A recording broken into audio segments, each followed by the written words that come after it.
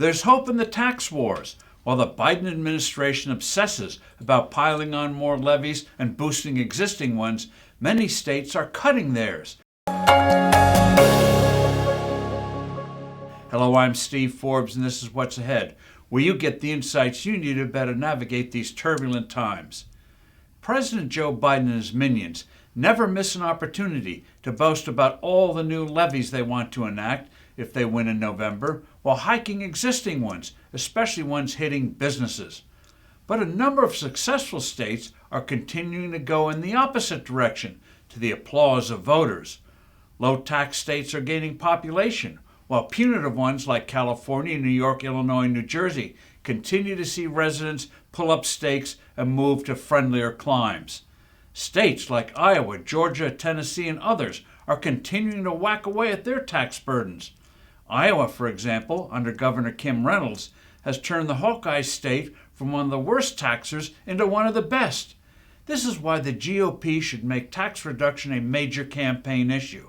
To begin with, Republicans should demolish Joe Biden's claim he won't touch taxpayers making less than $400,000 a year. The president has already hit everyone and hit them hard. Inflation is a hidden tax. It's really a sales tax. It is similar to a levy that many countries have called the value-added tax, the VAT. Instead of applying it at the point of sale like the traditional sales tax, this exaction is applied at every point of making a product or service. Politicians love it because consumers never see it overtly. That is, the tax is embedded in the price you pay. Call it a super sales tax. In Europe, the average rate of this levy is almost 22%. The average sales tax, by contrast, in the U.S. is 6.6%. The VAT is a huge revenue raiser. Democrats salivate at the prospect of someday applying it here in the U.S. In the meantime, inflation does the same thing.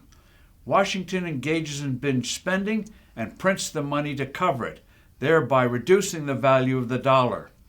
According to the most popular measure of the cost of living, the Consumer Price Index, the CPI, prices have gone up about 20% since Joe Biden took office.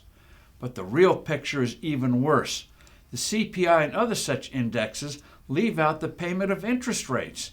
That's right, the interest payments people make on mortgages, car purchases, and their credit card borrowings are left out.